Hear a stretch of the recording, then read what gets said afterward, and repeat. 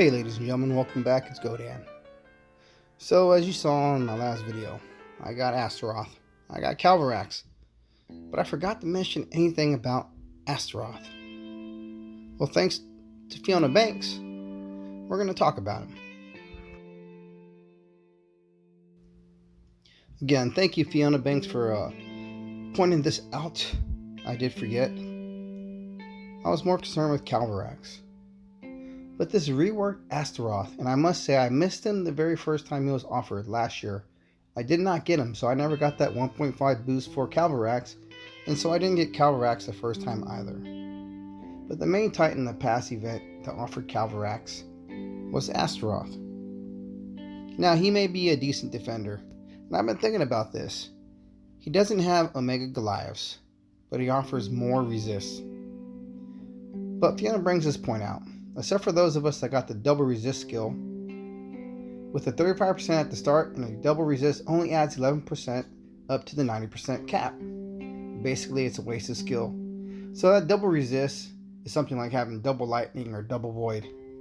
Someone has a double lightning and double void. I saw it, but I can't find the pick, so I can't share it.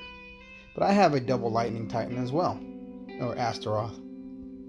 So while many got a decent Titan as promised and shown, quite a few of us, including myself, 3 out of 7 logically is the math, got a deficient and much weaker Titan. That's that double resist.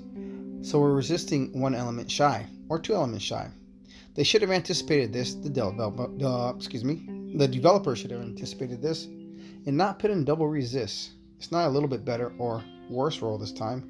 It's either a decent or clearly sorry roll. Basically losing a skill.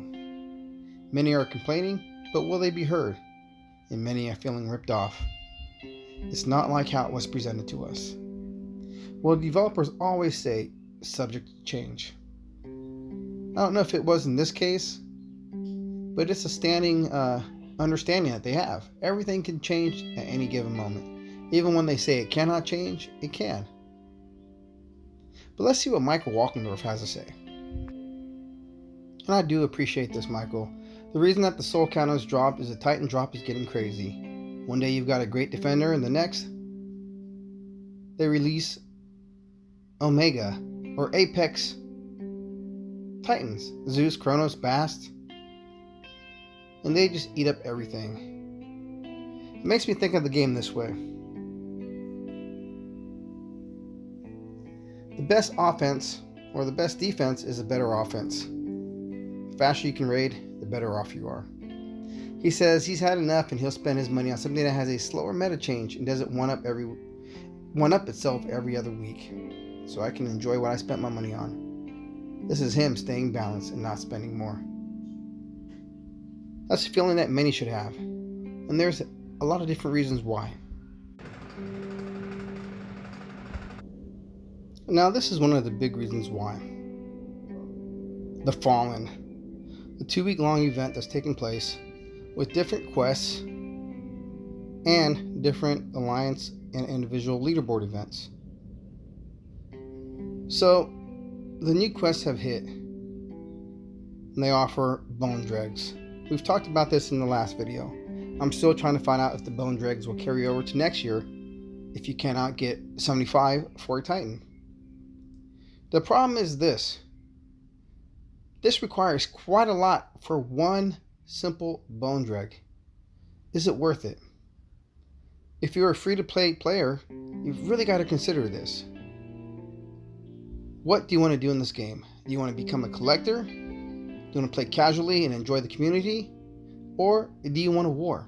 If you're the latter and you want a war, you only need 2 Titans, an attacker and a defender.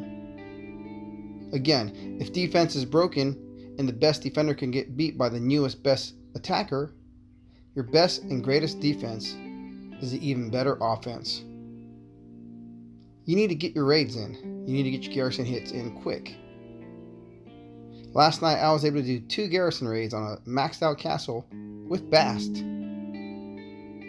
while my castle was still burning. If they would have unbubbled again, or if it would have unbubbled again, I could have did 3 or 4 raids by the time mine was bubbled. So there's a different avenue that you can choose. war, collecting, or just being a casual player. Now, this fallen event for the Bone Dregs is not for the casual player. Well, here are a couple reasons. Death says that these are going to cost 925 portal stones to do, or 5,550 gems. That's to get all 5, simply 5 Bone Dregs in the updated quest.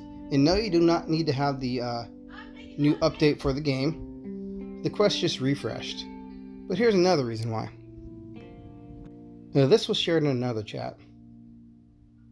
So we have to train 500 troops. Militia are the quickest and the cheapest. 2,200,000 food. 10 arena raids, 360,000 gems. Or excuse me, 360 gems. 175 land raids, which you just may simply do during the event time. 3,150 gems if you gem it. 50 castle raids, 1,800 gems.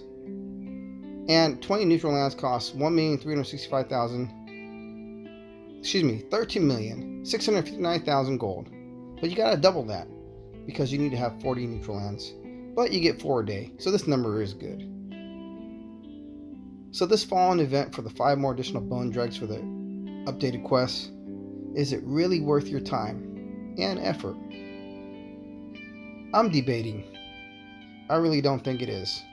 I don't think I'm going to put in time or spend gems just to get 5 Bone Dregs to add to my collection of possibly falling short of getting a Titan or getting some relics I don't need, especially if they don't carry over to next year. We still have 2, 3, maybe 4 major events coming up. An alliance war, an individual relic war, or event, excuse me. So we have a lot to do within this last couple weeks of this month. And then we have the other holiday season coming. I don't know about you, but I'm going to stay balanced. I hope you will too. So as always, relax, enjoy, be balanced, have fun, and take care.